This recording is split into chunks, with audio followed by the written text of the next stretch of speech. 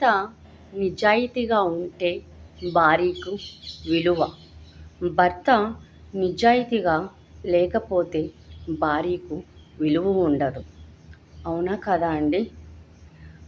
రాముడు భార్య సీతమ్మ తల్లి మహాపతివ్రత. అలానే రావణుడు భార్య మండోదరి తల్లి మహాపతివ్రత. ఇద్దరు మహాపతివ్రతలే.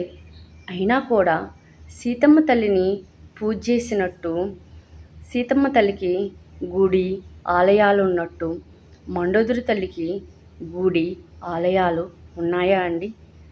మండోదరి తల్లిని పూజ చేస్తామా అండి? చేయం కదా అండి.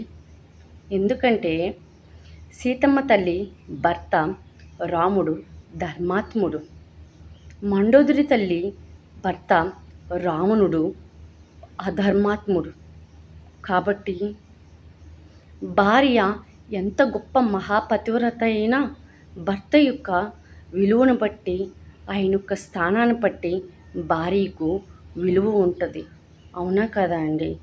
అలానే ఒకరి విషయం ఏమో నాకైతే తెలియదు, కానీ నా విషయం వరకు పుట్టింట్లో కానీ సమాజంలో కానీ నాకు ఒక స్థానం అంటూ ఉందంటే అది కేవలం మా ఆయన వల్లనే. అది నిజం.